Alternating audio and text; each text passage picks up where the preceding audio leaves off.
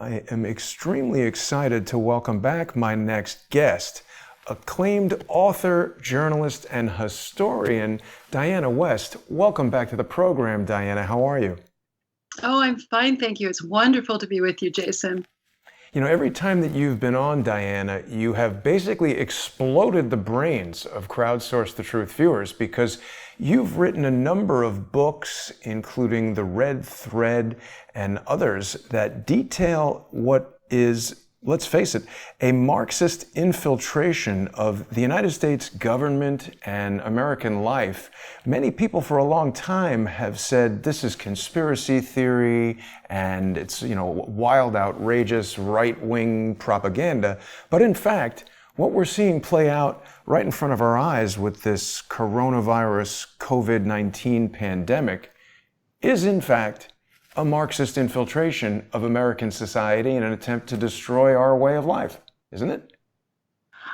It looks that way to me, Jason, and I think that all you really have to do is examine the these steps, the reactions of so many of our public officials, governors, certainly the medical state establishment, etc., how they have reacted to this epidemic, this virus, is in every case, I can't think of a deviating case, has been an action that has literally advanced that same agenda, the collectivist agenda, the diminishment of our liberties, the restrictions on Americans, the invasion of our privacy, of our medical privacy coming down the road. So I don't think that that can be seen as accidental. Certainly, it has to begin as something that they have been taught or that they have adopted in terms of their own reactions.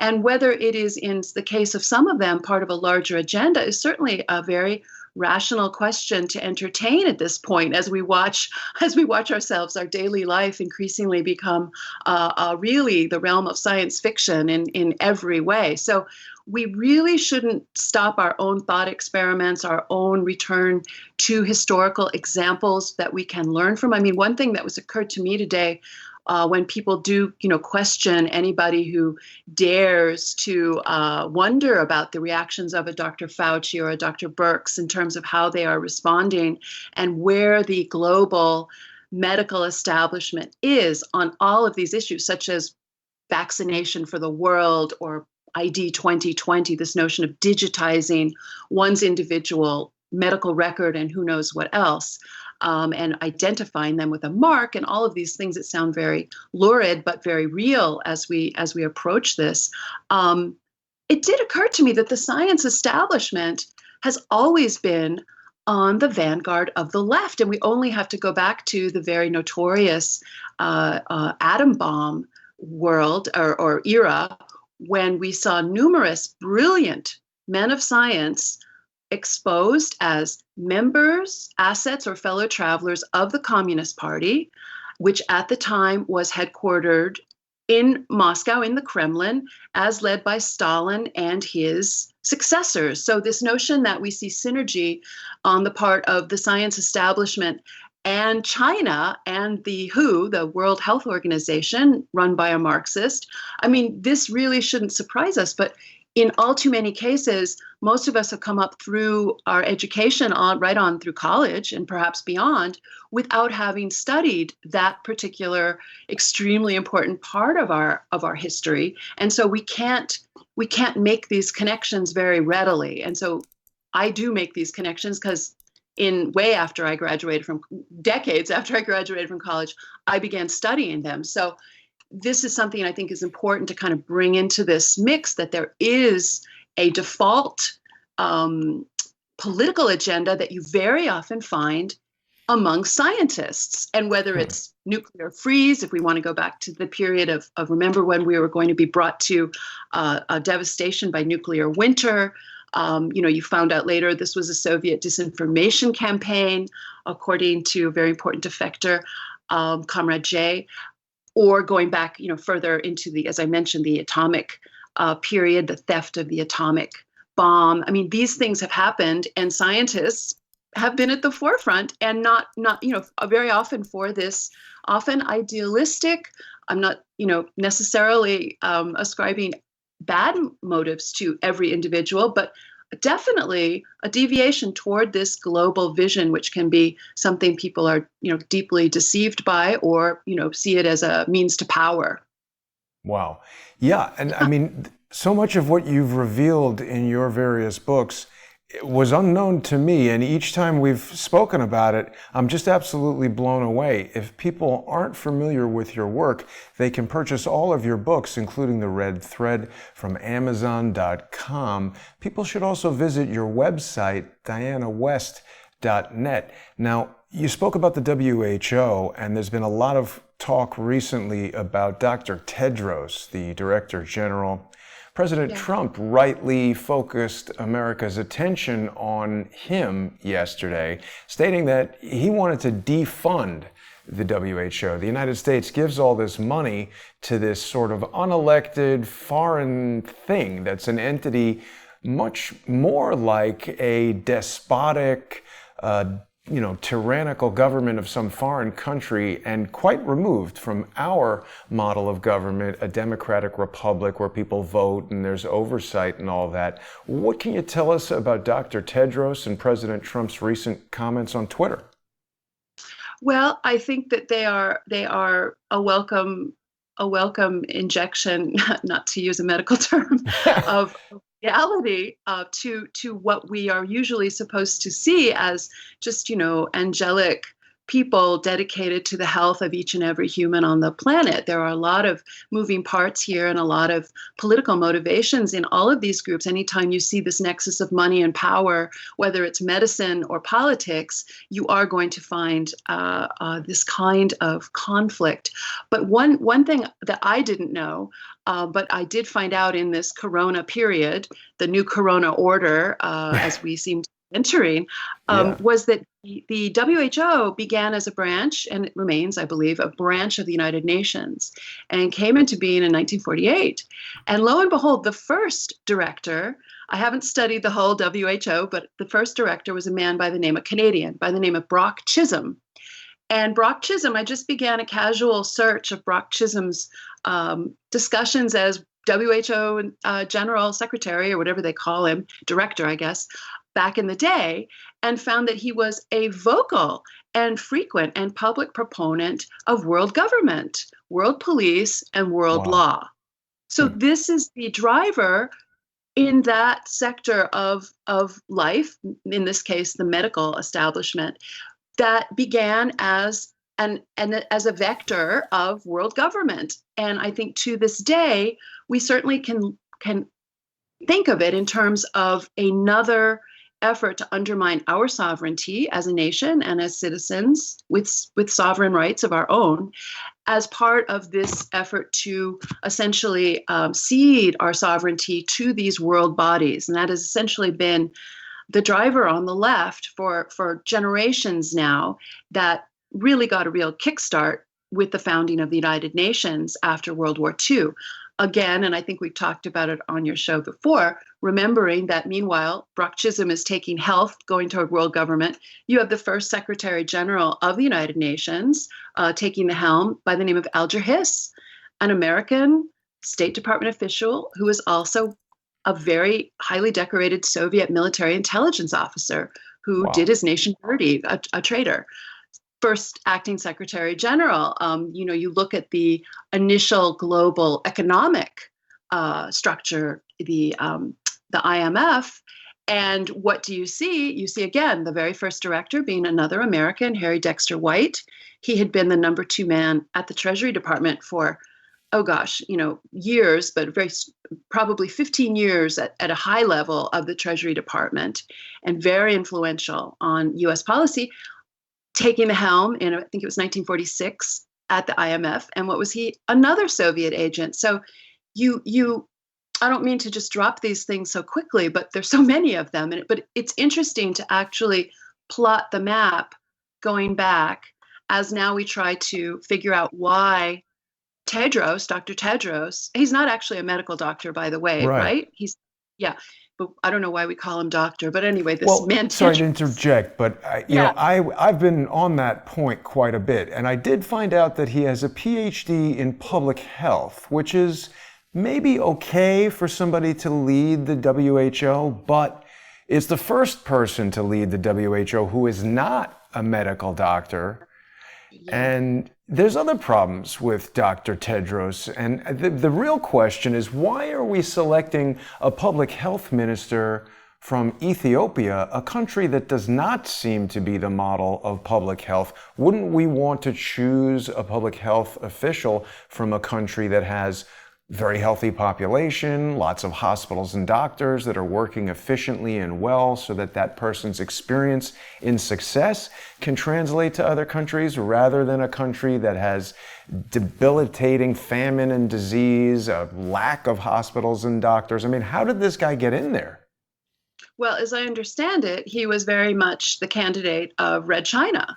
And I think we have to remember that Africa has been, I think Ethiopia is indeed considered one of the bridges into Africa for China, for Chinese investment, Chinese colonization, if you will, Chinese infrastructure, Chinese aid, all of these things that have been going on in a number of African countries. So I think that is a big piece of this. And indeed, he has remained quite loyal to China. What's disturbing to me is less the China role here, is that when you see American medical establishment being very loyal to Dr. Tedros. So in other words, it's less what's happening over there always for me. It's less what the other countries are doing. It's much more disturbing, and indeed has a greater impact on our daily lives, what's happening here. So if you see China backstopping Tedros and vice versa, it's more disturbing when you see Dr. Fauci and others in the media or wherever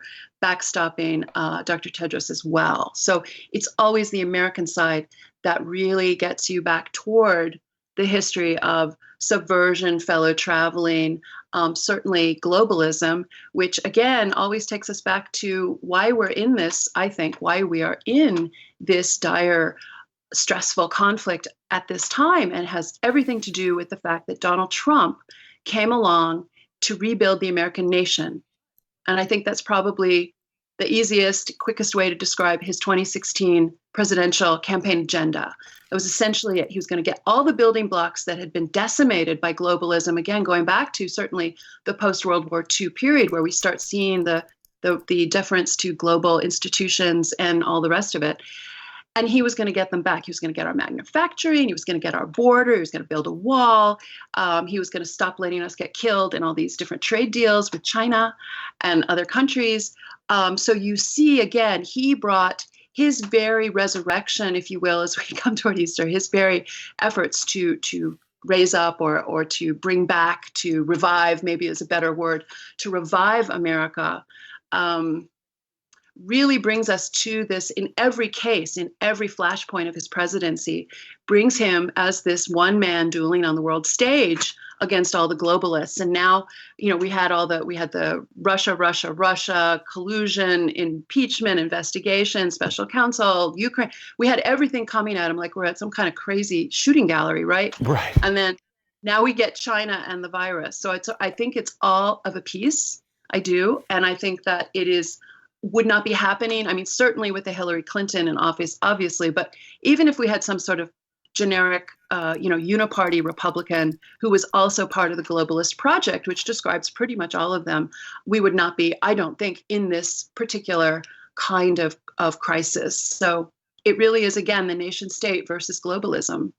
Yeah, I agree with you completely. And let's talk about that for a second, because it's something that people who are outside of the sphere of the type of programs that you and I are involved in, and the type of writing and studying that you've done, people just find it preposterous to think that this coronavirus outbreak could be at all linked to the fraudulent dossier that included salacious allegations of prostitutes doing bizarre things, the subsequent impeachment that went nowhere. We seem to have an equally hollow, from a scientific and evidentiary standpoint, set of circumstances here. You referenced these walks that it might have been in our conversation before the show, but you were talking about the walks that I've been doing around New York City. And I mean, the thing that I feel is important about those is just not having anything to do with me, just pointing a camera at what's going on. All these ambulances lining the streets. There have been commenters who tell me, well, you know, the people are inside the hospitals, they don't need ambulances.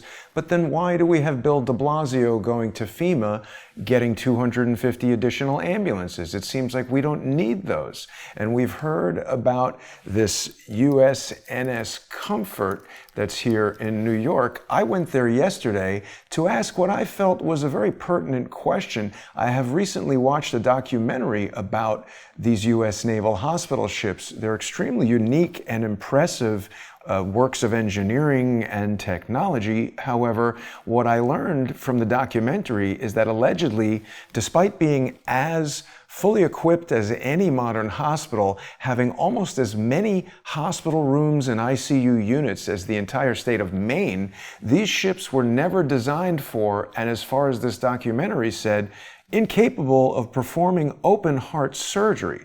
Now, this led me to the question, if they cannot do that, and we've heard that heart disease is the #1 killer in the United States, how effective is it to bring a hospital to New York that can't partake in this very important type of surgery? And the Marines guarding the thing treated me more like an enemy than a citizen that they are here to protect. I was very troubled by this encounter.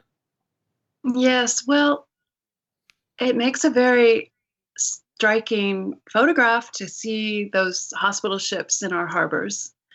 You know, you've raised so many good questions as you've walked around, and thank you for making this video record of the days that you have been out there, literally live streaming everything you see for hours, because we're not getting it from the media, and we only have headlines and tweets and statements, and then the news stories, so-called, which have become almost rubbish, you know, in terms of trying to get actual information. So I do thank you for that service. And, you know, again, it's hard to know a straight story from a disinformation story at this point. So I certainly couldn't even venture a guess. But you raise another good question with that notion about, you know, what to do with the heart surgery patients with these boats. But it's we're seeing so much possible theater. I mean, you know, I have children and I have grown children. I hesitate, you know, when they ask me about these things, they ask me about the masks. To me, I have trouble believing a lot of what I hear about the infectiousness, which I'm sure is wrong as a mother. You know, you always want to protect your children. And I think so much of this is preying on that paternal or maternal or just, you know, human instinct. And one thing I've told them they really have to make their own choices, or of course they're, you know, in various places, the chief executives are starting to make those choices, as in you cannot go shopping for food anymore in certain places coming up without putting on a mask.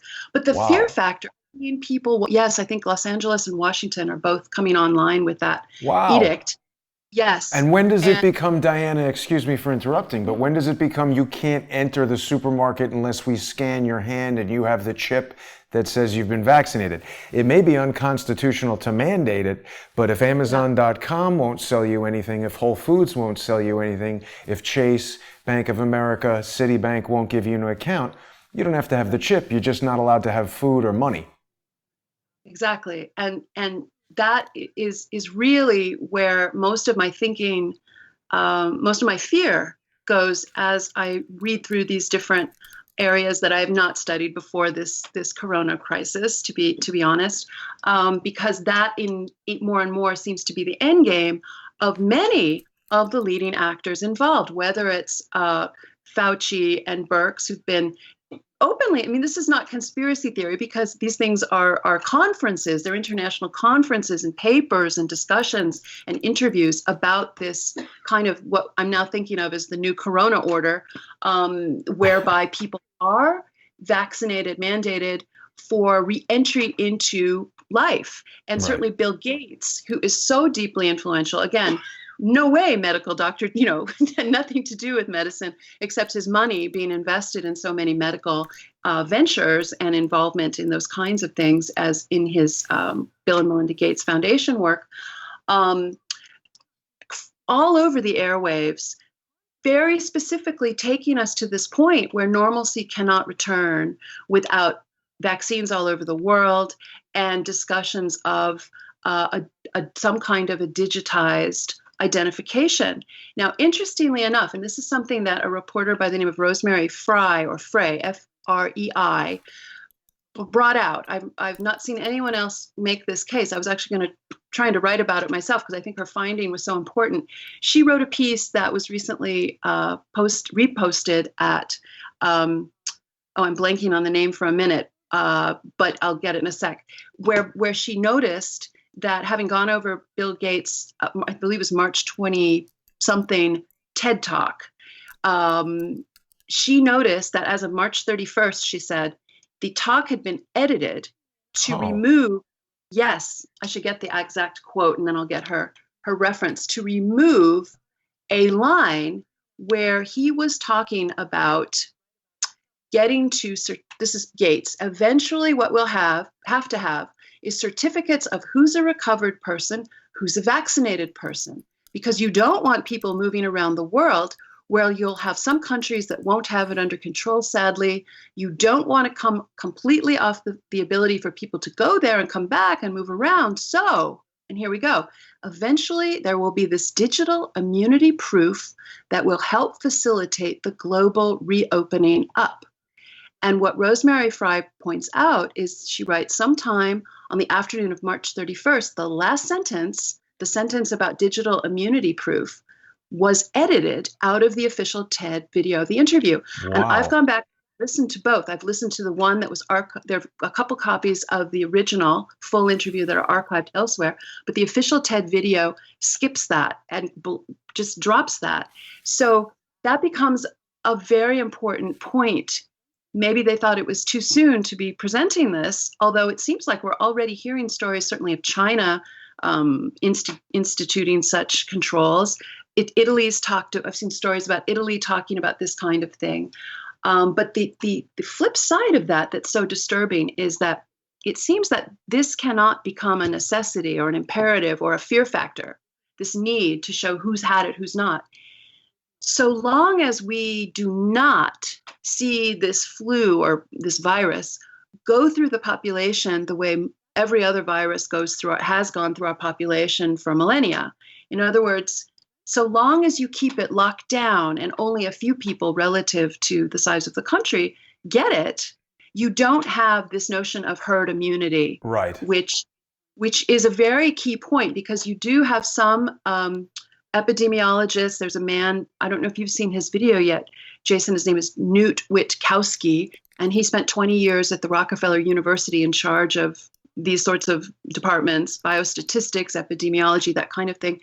And he thinks that the lockdown is the completely wrong approach, because Yes. you do want to encourage it through the population, given that so most people experience it lightly or asymptomatically. It's only this very unfortunate and small percentage that gets it so severely, and a much tinier percentage that actually dies from it. So in other words, so long as we're locked down, we are constantly going to be susceptible to it, which certainly becomes a pressure point for people to seek a vaccine or accept a vaccine, getting back to that mother fear type of factor working on people.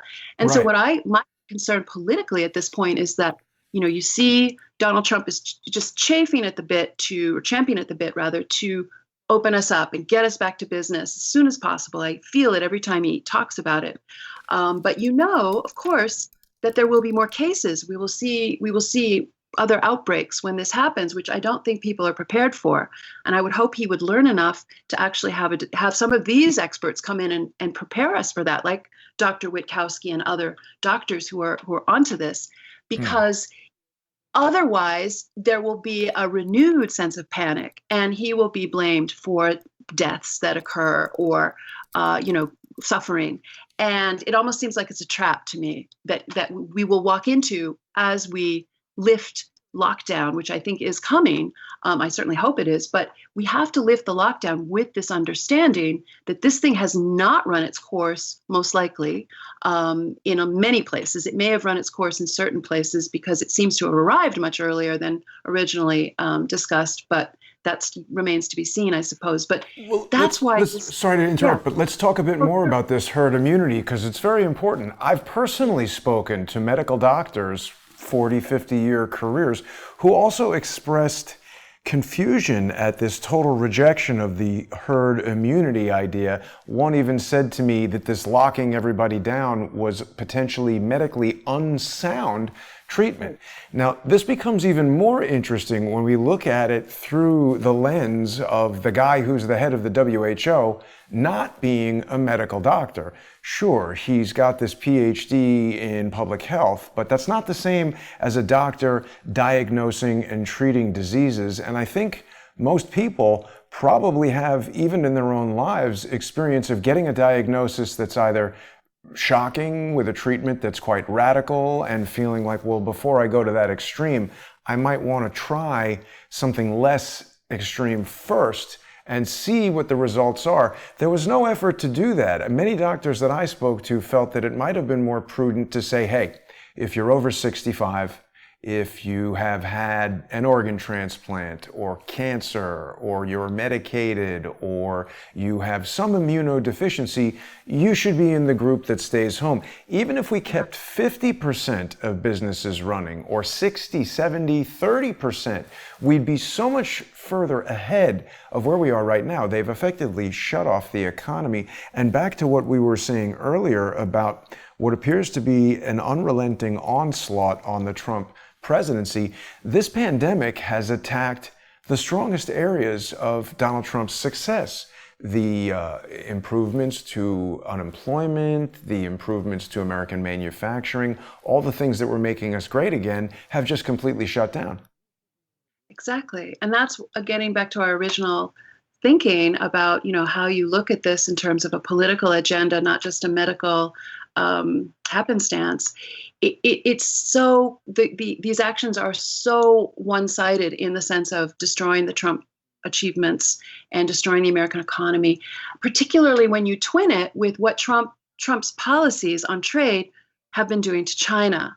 And the insistence on currency and on manufacturing and tariffs and all the rest of it, and the timing of this coming after the signing of, or at least in terms of its flowering, if you will, following the signing of the trade agreement in Washington in January. A lot of Chinese officials came for that, as you recall. It almost feels like an answer to me, and the reason I say that is going back to the Vietnam War. This is an interesting piece of history that I heard echoes of.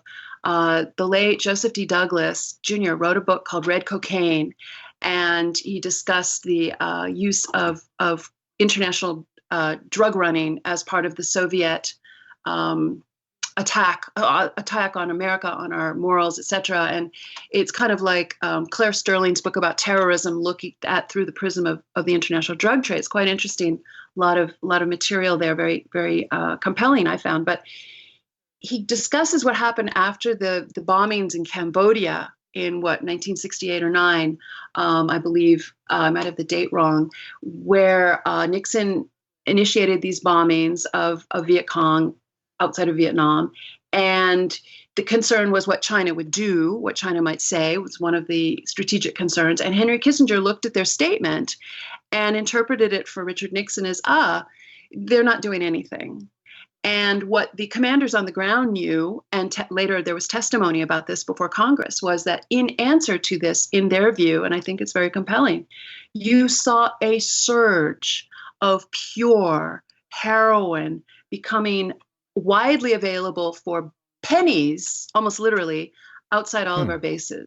Wow. And yes, and the addiction was, a number of commanders considered drug addiction of our forces in Vietnam as being part of the enemy's unrestricted warfare against us. Isn't that And so, exactly what the British did to the Chinese during the Opium War, though? I think it goes back with the Chinese, certainly with the Opium War. Of course, Wow. I think the Opium Wars are taught to this day as a leading piece of history that all Chinese children must know about. I Hmm. think that they have a very long memory and a very long hatred of the West for that. So yes, you're right. But it's also sort of a chemical response or a biological response, if you will, to something that most people don't interpret. And there's a possibility, I think, that we are looking at a response. A lot of people have wondered and talked about whether this was released on purpose or whether it was something being studied as a weapon that got out. Certainly, that's a viable point of view to hold at this point in terms of exploration and discussion. So you never really know, but certainly Trump had brought in China to the brink, and look where we are now. We have a smashed economy, and getting back to the motivations of our health officials and so on, they're not taking into account the health of people affected by a smashed economy. And you're starting to see stories written about this, all the operations that are deferred or not performed that leading to mortality, whether it's cancer or heart or other kinds of ailments. There are papers and studies that were done back after the 2008 to 2010 downturn, they call it, which we've already exceeded in terms of numbers, bad numbers. And the mortalities that people attribute to that downturn, I believe it was something on the order of 250,000 people, a large number, if I don't have it exactly right, quite a large number of people that people have attributed death to that sort of dislocation and loss of income and so on. So if health officials are truly interested in our health alone, I think that there would be initially more balance to the response. As you were discussing, medical people you've been interviewing have been talking about, not this single-minded rush to shut us down, not this single-minded focus on coronavirus death, because there are a lot of deaths that happen every week. What is the number? It's something like 50,000 people in America die a week. Is that the correct? Something You like mean that. before coronavirus? But Yes. just in an average week in America, and that sort of number is never offered to people so that they can understand the scare headlines. When you see that a Right. thousand people have died somewhere We've got no overnight, frame of reference. no frame of reference. And to me, when I see media or government giving you no frame of reference for understanding something, I do understand that we're being manipulated and that it may be treated or assessed as disinformation because you cannot gain knowledge from a single fact. So if we're just looking at a slice of mortality, we cannot possibly understand it or respond to it correctly in any way unless we see it in the larger scheme of mortality. And these figures have been like pulling teeth for the average citizen. They're not finding them given by our public health officials. They're not finding them in mainstream media. You really have to dig and start looking yourself or find good journalists and independent citizen journalists doing it. So these are sort of the thoughts that continue to lead me to be very concerned about the political agenda that we do see taking shape in an absolutely material form before our eyes. Nothing theoretical about these changes that that are being inflicted on us to protect our health. I mean, Yeah. it's kind of like the most diabolical and brilliant idea ever, if it indeed It is some kind is. I of think it ruse. is. And for Yeah. people who are just joining us, I want to remind everyone that my guest right now is author Diana West. People can go to dianawest.net. You can purchase her books, among them American Betrayal and The Red Thread. Diana has done more reporting on this Marxist communist infiltration. I mean, we've seen it happening before our eyes. Social Democrats who are in Congress now, proudly boasting of their affiliations with that party. I want to take your attention. You've been raising so many points that are bringing together some of the things that I've been looking at. You said it's difficult to know what is a real story and what is a fake story. We were just looking at this. The New York Times, of all things, is telling us that coronavirus conspiracy theories will flourish, and they want to give us some answers as to why that matters. I personally have been observing some conspiracy theories in the New York Times itself. They've said that there were apocalyptic conditions at the Elmhurst Hospital Center. They ran this story that included an elaborately produced video that focused on this Dr. Colleen Smith. Now, I was very interested in this because when I went to the hospital the following day, there did not seem to be activity that would indicate that there was a lot of crazy apocalyptic pandemic style death going on there. I also found it very strange that a doctor would be recording in the ICU or the ER, that a doctor would go out on their own and make these kind of public statements, not as an official spokesperson of the hospital. People who've been following my reporting on this, and it's worth mentioning the duration of the video, 5 minutes and 33 seconds. I find steganographic messaging encodes little hints in stories to let those that need to know that this is one of our stories, the number 33 being a steganographic marker. The doctor is making a very big deal in this video about ventilators, and we've been hearing a lot about these ventilators. Dr. Smith tells us in this story that there aren't enough. The New York Times itself tells us that the hospital denied this claim. I tried to run down the claim to find out what's true or false, and I've been hitting brick walls. Dr. Smith has refused to answer. She was engaged in some communication briefly with me, but when I started to ask her questions like, did she ever meet or interface with Bernardine Dorn during her time at the University of Chicago, or perhaps after at alumni events, she refused to answer that. Another question that's just come to mind today, we can see right here, it says the head of NYC Public Hospitals denied the statements being made in this video. So it's strange to me that the New York Times would run such a contradictory story. I found this article from 1996, the University of Chicago Chronicle, which reminds us that Michelle Obama was named the first Associate Dean of Students at the University of Chicago. And just right now, during our call, I've found this article that instructs me that Michelle Obama did not resign from that position until 2009, which indicates that Mrs. Obama, former FLOTUS, and very likely a weatherman herself, was in fact the Associate Dean of Students during the time that Dr. Smith was at the college. So my question to Dr. Colleen Smith, who the New York Times tells us last week was COVID positive, but the hospital and the doctor refused to give me any information about the official policy of COVID positive staff members treating patients. She's now back in the hospital working, and she will not answer if she's interfaced with Michelle Obama, if she's interfaced with Bernardine Dorn, if she is a social democrat who thinks, like the Weather Underground, that the United States government needs to be destroyed and rebuilt in the socialist image of these depraved individuals who are terrorists. I'm talking about Bernardine Dorn, Bill Ayers, and arguably the Obamas, if we want to talk about all the bombing that went on around the world. But what do you think about these things, Diana? It's all fascinating and horrifying. I mean, you want straight answers from people who are having such a great impact on everything about our public life at this point. I mean, the government is, and these hospitals and these medical officials, they are at this point closer to our daily life than ever in the past. And so they really owe it to us to come forward with and answer these kinds of questions. But all of these people do tend to herd and flock. And, we see so many of these stories that have the same names and bring in the same kinds of elites who are involved in these same ventures towards socialized medicine. Eugenics is one we haven't even touched on, the vaccinated worldview, the limitations on population. I mean, these are these kinds of, I think utopian is way too delicate a word for these people. They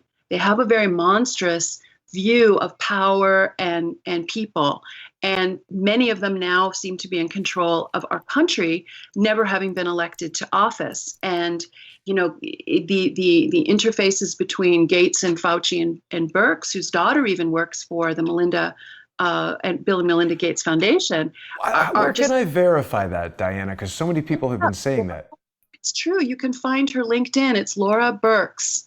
And I believe she's George Washington University related, and you can see her LinkedIn profile. It says director or deputy director of something or other for the Bill and Melinda Gates Foundation. That's how I found it. Wow. Go by and looked it up. It seems And to we're be sure true. that she's related to Dr. Brooks. Look at that Now, right there. There we go. yeah, got it. Okay, good. Yeah, I'm pretty sure. Yeah, you got it. Good. Wow. I know. And then you look, okay, you want another really mind-blowing one? This week, as Americans are decimated economically, and it's going to get worse. Oh, she was working at USAID. That's a CIA Well, cutout. there you go. See, it's all these people keep the Ooh. generation keep going. But here's another one for you, Jason, which is that Bill Gates' daughter, Melinda, who is 23 years old, is a very highly ranked United States equestrian. She's a show jumper. Mm-hmm. She just purchased, I imagine, the horse of her dreams from a woman, a very champion show jumping horse. It's probably, I would imagine, phenomenally expensive, probably one of the most expensive horses in the world. She just bought it in the last week or so. Isn't that nice? That's not my point. My point is the person she bought it for is by the name of Abigail Wexner, or Lexner, the wife of Wexner? the wife of the Jeffrey Epstein associate. Wow. Yes. So it's like these people, they just don't move away from each other. They're constantly seem to be bumping into each other and doing deals of some kind or other with each other. It's kind of astonishing, isn't it? It is. So I don't understand. We've got all this evidence that Bill Gates was personal associates with, rapists, pedophile, pimp, obvious criminal. Why is there, here we are sitting on YouTube, fantastic, right? But what is William Barr doing? Why are we not I don't care that Epstein is allegedly dead. Why are we not investigating all of these connections? Les Wexner, Bill Gates. Bill Gates is going on the TV talking about how nothing will return to normal until we all get this, mark of the beast chip in our hands, which of course Microsoft or any of the technology companies that he invests in or has interests in will undoubtedly benefit from this database, the new technology that it will usher in. Why is he not being invested? Donald Trump seems to be under the control of the deep state, not draining the swamp. Absolutely. This is something we've talked about, William Barr's complete inaction on all of these criminal activities that are completely destroying our country from within and without. So another strike against William Barr, to be sure. It's, and then you also, one thing we didn't mention, which I'm sure you've talked about a lot, I know you have, the hydroxychloroquine piece of this, where you see these same people who are supposed to be deeply concerned with alleviating suffering. And again, you see that all they do is throw shade on this relatively cheap and plentiful and something we actually have fix in hydroxychloroquine and the related antibiotic course and other therapeutics that seem to be working. So the motivations of these people must come under Americans' question. It's not enough just to call them incompetent, because in every case, their incompetencies are all taking us closer to this controlled state of being serfs, not citizens, with the mark of the beast and the chip, and under the control of the Bill Gates, Fauci, Birx, Tedros Chinese vision of completely first destroying us as economic sovereigns and then destroying our actual ability to move around, free association, free assembly. All of our rights off the Bill of Rights are completely gone at the moment. Will they return? We continue to be prepared for not returning to normalcy until we actually come under this terrifying notion of being digitally controlled in some server somewhere by, that's run by the companies associated with these madmen. So it's a very dangerous moment, and it's not a moment for us not to have a press, which is sort of where we are, and it's not a moment to see what I call medical deep state at the podium of the White House every day, instructing us on staying inside forever. So it's really it's a frantic time. It's a frantic time. We've got a user joining us in the comments on YouTube by the name of Prospero, and in his comments about AG Barr, he says, "Shut up, jump in the Chesapeake." And this is a joke, but This is a guy who was an absolute deep state fixer. During his own confirmation hearing, he said that he was the outside counsel for the CIA, which I think breezed past most people because you, as an author, you're very familiar with the power of words. Outside counsel, most people hear outside. He's outside the CIA. Counsel, he's just consulting with them, that's fine. That means he's a lawyer for the CIA. He was deeply involved with getting H.W. Bush's cronies pardoned for the Iran-Contra scandal, which I know you're very aware. Bill Clinton was pivotally involved as the governor of Arkansas in bringing cocaine into Mena, Arkansas airport. This is a well-documented fact written about by Gary Webb in the Mercury, what was it? The San Jose Mercury News. We've got witnesses who have attested to this. There's a Tom Cruise movie about Barry Seal who was killed over this whole thing. It's been shocking to me since the day he arrived on the scene in the Trump administration that Donald Trump would utilize William Barr as his attorney general. And it is suggestive, just as President Trump's shift in behavior when he went from coronavirus as just a bad seasonal viral infection, let's get back to work, to we're at war with coronavirus. It seems like there's someone who's getting to him and applying influence and kind of putting him in this box where even if he wants to drain the swamp, I don't know that one man can do it if he's surrounded by all these swamp rats. Right. He is just a man. I mean, he's a person. He's a guy. And he's got one of the most remarkable constitutions. I mean, really, he should be studied medically to see how he has this incredible constitution at his 70 plus years. But no, you sum that up very well. And certainly Barr's was I think very aptly named by the late William Safire, who used to be a columnist, the conservative columnist of the day at the New York Times, an excellent investigative journalist, not just a columnist who just sort of, spouts off, but a columnist who did real investigative journalism. And William Safire called William Barr, then the young attorney general, the cover-up general. Right. And he, is supposed to be alias Robert Johnson. That's supposed to be his CIA investigator, according to Terry Reid, who was one of the pilots involved in the Mena operation. And I witnessed quite a lot of what you were describing earlier and wrote about in a very long book called Compromised. And it is indeed one of the great conundrums, how Trump staffed up with William Barr, who seems to go on the dinner party circuit, the sort of, the foundational dinner part, conservative dinner circuit, and give great after dinner speeches about freedom of religion, constitutional this and that, and doesn't actually seem to pay much attention to his day job. He just makes the conservatives feel good with his discussions at night and does nothing by day. Recently, he was talking about, how terrible it was that President Trump's presidency has been, in effect, effectively sabotaged, by Russiagate, Spygate. And, you sit there, well, that's a nice thing to say, but you're attorney general. And Yes. we've seen nothing out of your offices regarding this. And we're supposed to be waiting for the great white whale of the Durham investigation. And who even remembers this now in the corona period? But Right. it remains the case. And certainly, your questions are very apt, but it's again, this notion of being in the middle of a lot of very elaborate window dressing, running out the clock. Now we've got Trump completely focused on coronavirus. I don't know what else he does. He's a very surprising man. Goodness knows he's doing other things. But at this point, our country is all about coronavirus. It's not healthy.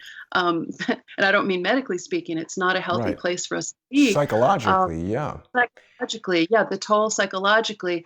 I'm afraid people will always be weird after this, frankly. I mean, we've learned to distrust one another, to fear one another. I'm sure you've had the experience of people just walking really far away from you so Yep. as not to possibly come into your Yeah. So it's these are effects that we really can't even quite imagine yet that are Yeah. certainly going to be bearing down on us.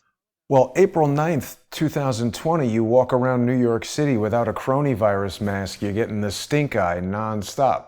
So I agree with you that this is going to change our way of life. You said something very important at the top of the conversation. As a mother, see, Yeah. there obviously I don't have children. I'm never going to be a mother, but I don't have firsthand experience with this strong instinctual bond to a child, which just from my conversations with friends who do have children, who in some cases I previously considered sensible people, this is something that is so scary, that just so penetrates the soul to your own mortality, and beyond that, the mortality of your children. I think even more so than elderly parents, this concept that, ooh, my innocent little child could get this, I can't even risk, even if everything in my logical brain is telling me there's no crowd at the hospital, this doctor appears to be lying and is affiliated with lots of Weather Underground people. There are other doctors who are coming out now who are retweeting her and getting retweeted by her. We've got this Cameron Kyle Seidel, who initially had agreed to engage in an interview with me, who then less than 24 hours later changed his mind. And when I asked him a few questions during our phone conversation, didn't answer in a very sensible way. Even people who see all these facts and feel like there is such an overwhelming abundance of evidence that leads to the conclusion that everything that we're being told is false, this pull of, I can't even take that risk. If I do something that risks my child's safety, I would never forgive myself. And they're playing into everyone's psychological, into our emotions in a way that is, it's the most astounding psychological, biological, asymmetric warfare play in human history. It really is. It really is. And if we can assume that there are at least some actors using this to advance an agenda, let's not say everyone, but let's say a small, powerful group that sees the advantage, that isn't going to let the crisis go to waste, you do see a real stroke of demonic brilliance in that appeal. And if we go back to earlier sort of waves of disinformation, if you will, the manipulations over the atomic bomb or nuclear winter I alluded to earlier, that also got to the fear, the level of human fear, but not at the core universal level of the notion of disease.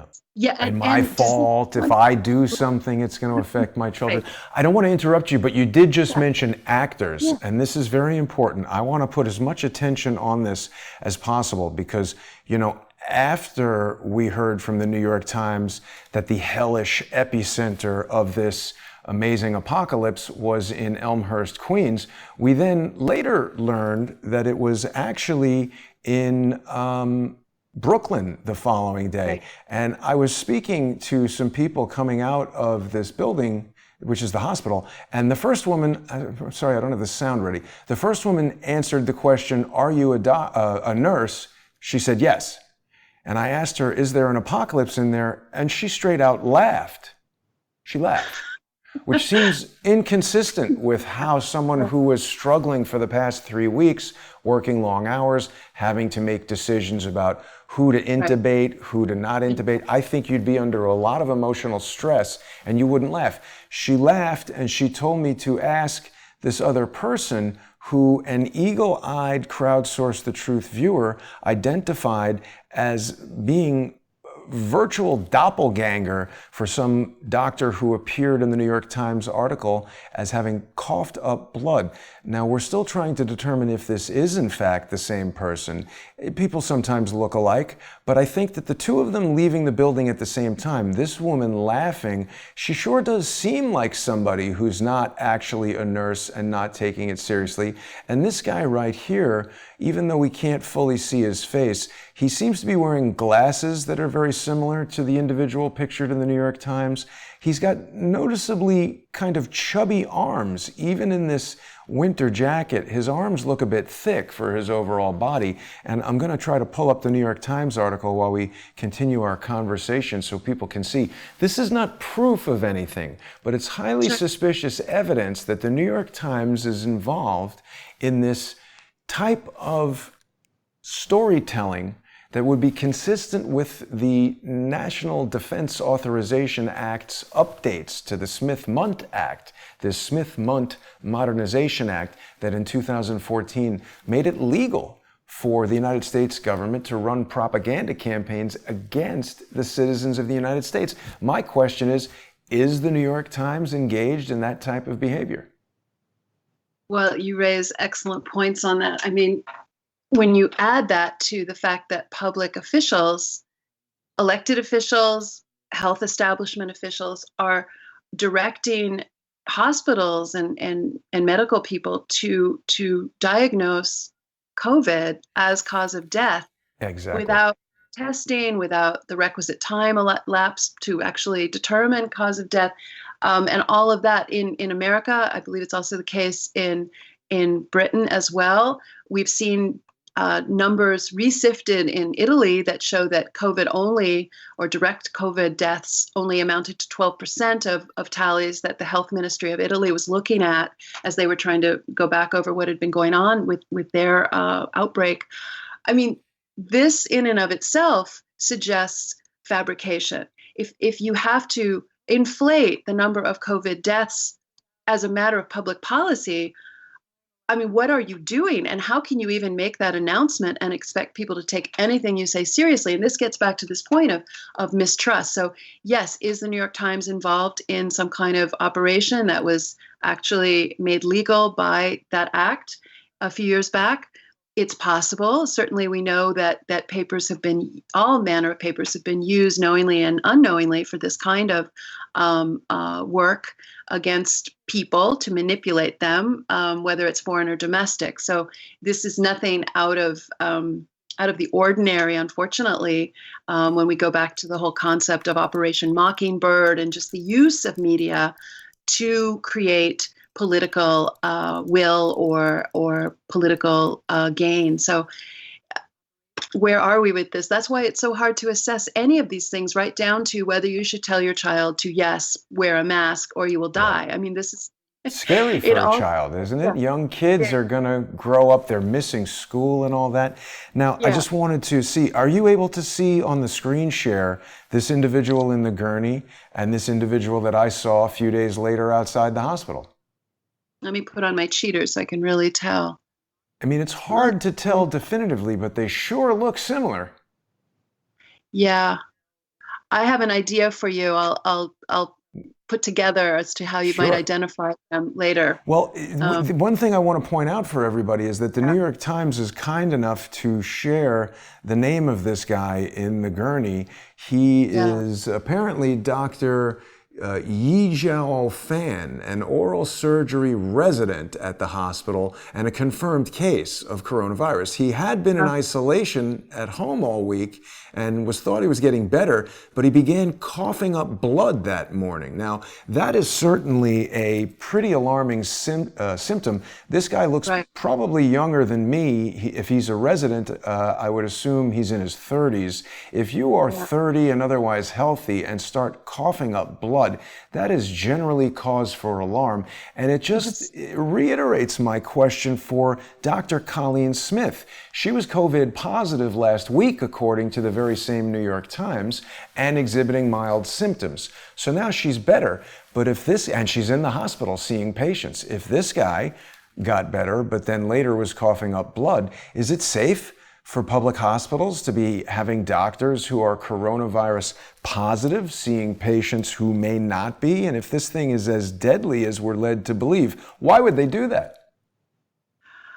Again, why would they do that? Is our health really paramount in their concern if they're doing things like this? Of course not. This is political manipulation, if true. We can point to many instances of it. There's been so much double talk. I was actually trying to parse one of Dr. Fauci's recent discussions having to do with how we don't want to get to herd immunity, which is something Bill Gates has also said. You don't want a lot of recovered people walking around, quote Gates, and Fauci said something very similar at one of the recent press conferences. But, parsing these people, you can find them sort of flipping around a subject as they sort of look for solid ground in trying to get out of the question. I don't know, but this is a fancy way of you can tell they're lying.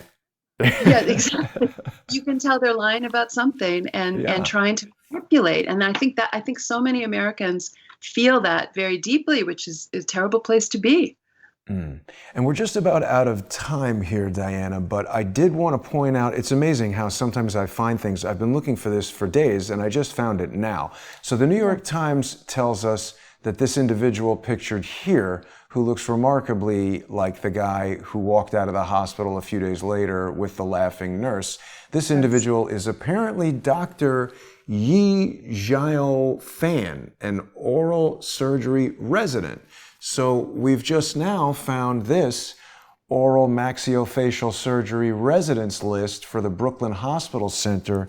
And when I go to this guy, Dr. Fan, I don't know, this picture to me looks less like the guy in the gurney than the guy walking outside the hospital looks like the guy in the gurney. To be fair, he's not wearing glasses. His hair is a slightly different Yeah. style here, but I don't know.